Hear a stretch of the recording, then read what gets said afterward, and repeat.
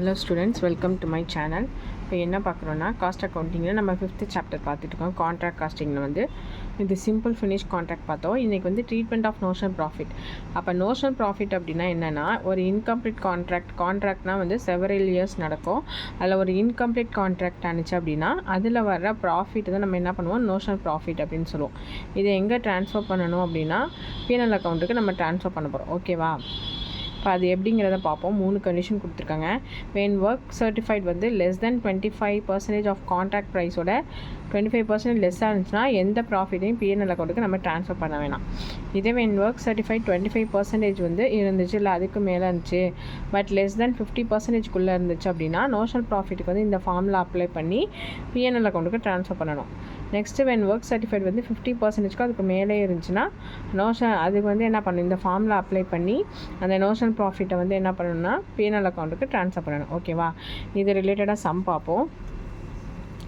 The following expenses were incurred on your contract still unfinished on 31/3/2010. Materials பார்த்தீங்கன்னா 40,000, wages 35,000, other expenses 25,000. Rupees 2 lakh was received from the contractee and being 80% of work certified. ஓகேவா? 2 lakh வந்து கான்ட்ராக்டிலேருந்து வாங்குறாங்க. 80% of work சர்டிஃபைடுக்கு. Works uncertified எவ்வளோ ஆகுது, 10,000 ஆகுது. You are required to calculate the profit for credited to P&L account. இதில் ப்ராஃபிட்டை வந்து P&L account credit பண்ண சொல்லியிருக்காங்க. 3 கண்டிஷன் சொல்லியிருக்காங்க. The contract price was rupees 4 lakh இருந்துச்சு அப்படின்னா என்ன வரும்? Next if the contract price of rupees 8 lakh இருந்துச்சுன்னா எப்படி போடணும், if the contract price was 20 lakhனா எப்படி போடணும் அப்படின்னு. இப்போ ஃபஸ்ட்டு வந்து நம்ம ப்ராஃபிட், நோஷனல் ப்ராஃபிட் எவ்வளோங்கிறத கண்டுபிடிப்போம். அதுக்கு வந்து நம்ம காஸ்ட் ஷீட் இந்த மாதிரி போட்டுக்கணும். Contract account for the period ended 31/3/2010. இப்போது டெபிட் சைடு என்னென்ன வரும்னு பாருங்கள். மெட்டீரியல்ஸ், வேஜஸ், அதர் எக்ஸ்பென்சஸ் வரும். இது கொடுத்துருக்காங்களா, மெட்டீரியல், வேஜஸ், அதர் எக்ஸ்பென்சஸ் எல்லாமே எங்கே வரும், டெபிட் சைடு வரும். அதை எடுத்து அப்ளை பண்ணிக்கிறீங்க. நெக்ஸ்ட்டு கான்ட்ராக்ட் ப்ரைஸ், கான்ட்ராக்ட் கொடுத்துருக்க rupees 2 lakh எங்கே சைடு வரும்னு பாருங்கள். அதில் அவங்க என்ன சொல்லியிருக்காங்கன்னா, ஒர்க் சர்டிஃபைடு வந்து 80%, அன்சர்டிஃபைடு வந்து 10,000 கொடுத்துருக்காங்க. இப்போ நம்ம கால்குலேட் பண்ணணும். இப்போ இது என்ன பண்ணுவோம், ஒர்க் இன் ப்ராக்ரஸ் தான். ஒர்க் சர்டிஃபைடு, அன்சர்டிஃபைடுங்கிறது ஒர்க் இன் ப்ராக்ரஸ். ஒர்க் சர்டிஃபைடில் இந்த 2 lakh கான்ட்ராக்ட் ப்ரைஸில் எவ்வளோவே 80% முடிஞ்சிருச்சுங்கிறாங்க. அப்போ நம்ம எப்படி கால்குலேட் பண்ணால் 100/80. ஓகேவா? 100/80 போட்டிங்கன்னா 2,50,000 வந்து. ஒர்க் அன்சர்டிஃபைடு வந்து அவங்க கொடுத்துட்டாங்க 10,000 போட்டிங்கன்னா டோட்டல் வந்து 2,60,000. இந்த சைட் 2,60,000 போட்டுட்டு பேலன்ஸ் தான் என்னது, நோஷனல் ப்ராஃபிட். நோஷனல் ப்ராஃபிட் 1,60,000 இருக்குது. இது என்ன பண்ணுவோம், பை நோஷனல் ப்ராஃபிட்னு சொல்லிட்டு 1,60,000 கொடுத்துட்டு இப்போ P&L அக்கௌண்ட்டுக்கு எவ்வளோங்கிறத கண்டுபிடிக்கணும். ஓகேவா? இப்போ அவங்க 3 கண்டிஷன் கொடுத்துருக்காங்களா. 3 கண்டிஷன் என்னன்னு பாருங்கள். when work certified is less than 25%னா நமக்கு no profit is transferred to P&L account. next 25% or more but less than 50%குள்ளே இருந்துச்சுன்னா இந்த ஃபார்மில் அப்ளை பண்ணோம். 50% மேலே இருந்துச்சுன்னா இந்த ஃபார்மில் அப்ளை பண்ணோம். என்னென்ன 3 கண்டிஷன் பார்த்தீங்கன்னா, first condition if the contract price was 4 lakh. இப்போ இதுக்கான பர்சன்டேஜ் நம்ம கண்டுபிடிப்போம்.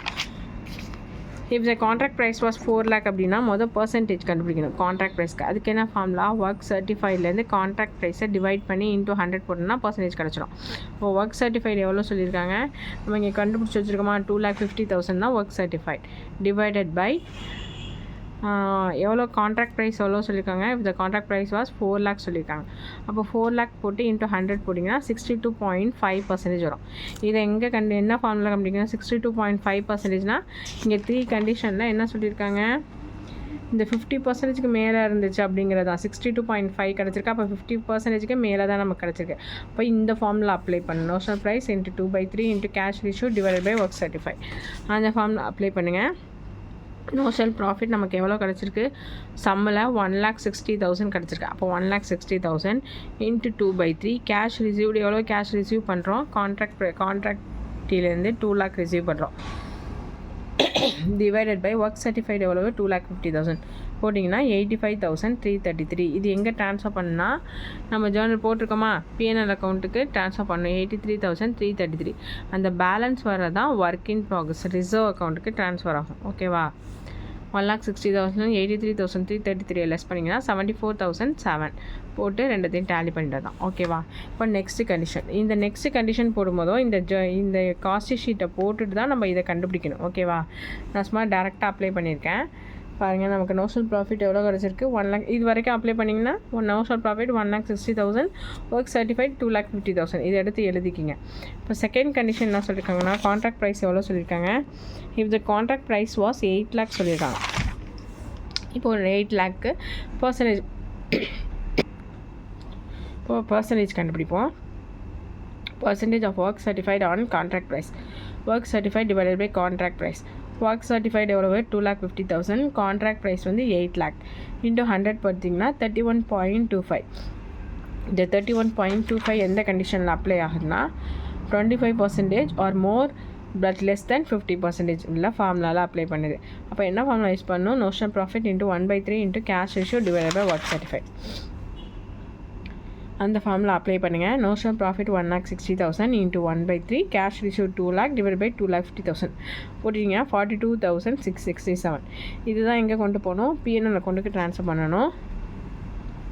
நான் இதை மட்டும் தான் எடுத்து எழுதியிருக்கேன். நீங்கள் என்ன பண்ணணும்? ஃபுல்லாக இந்த சம்மை எடுத்து எழுதி தான் இதை கீழே வந்து அப்ளை பண்ணணும். PNL account 42,667. நோஷனல் ப்ராஃபிட் தான் கிரெடிட்டில் வந்துடுமா? அப்போ பேலன்ஸை டேலி பண்ணிங்கன்னா 1,17,333. இதுதான் ஒர்க் இன் ப்ராக்ரஸ். ஓகேவா? இது ரிசர்வ் அக்கௌண்ட்டுக்கு ட்ரான்ஸ்ஃபர் ஆகிடும். இப்போது தேர்ட் கண்டிஷன் என்ன சொல்லியிருக்காங்கன்னா, இந்த கான்ட்ராக்ட் ப்ரைஸ் வாஸ் ₹20 lakh சொல்லியிருக்காங்க. அப்போ 20 lakh நம்ம பர்சன்டேஜ் ஃபஸ்ட்டு கண்டுபிடிப்போம். Percentage of work certified on contract price வந்து work certified divided by contract price. Work சர்டிஃபையோட வேல்யூ 2,50,000. கான்ட்ராக்ட் ப்ரைஸ் எவ்வளவு? 20 lakh. 20 lakh இன்ட்டு 100 போட்டிங்கன்னா 1.25% வருது. இப்போ இது எவ்வளோ எந்த கண்டிஷனில் அப்ளை ஆகும் அப்படின்னு பார்த்தீங்கன்னா, இந்த ஃபஸ்ட்டு கண்டிஷனுக்கு அப்ளை ஆகும். லெஸ் தென் 25% இருந்துச்சுன்னா எந்த ப்ராஃபிட்டும் பிஎன்எலுக்கு ட்ரான்ஸ்ஃபர் பண்ண வேணாம் அப்படின்னு சொல்லிட்டு. ஓகேவா? அப்போ நம்ம எப்படி எழுதணும்? அந்த அப்படியே ஃபார்மேட் எழுதி நோஷனல் ப்ராஃபிட் கிரெடிட்டில் 1,60,000 இருக்கும். பிஎன்எல் அக்கௌண்ட்டுக்கு எதுவும் ட்ரான்ஸ்ஃபர் பண்ண வேணாம். அப்போ டேரெக்டாக அது எங்கே போயிடும்? 1,60,000க்கு ஒர்க் இன் ப்ராக்ரஸ்க்கு போயிடும். 1,60,000 இது ரிசர்வ் அக்கௌண்ட்டுக்கு போயிடும். ஓகேவா? சம் புரியும்னு நினைக்கிறேன். நோஷனல் ப்ராஃபிட் கேட்டாங்கன்னா இப்படி தான் ட்ரீட் பண்ணணும். 3 கண்டிஷனில் தான் ட்ரீட் பண்ணணும். அந்த ஃபார்முலா அப்ளை பண்ணி. இந்த டவுட் இருந்துச்சா கமெண்ட் செக்ஷனில் கமெண்ட் பண்ணுங்கள். தேங்க்ஸ் ஃபார் வாட்சிங்.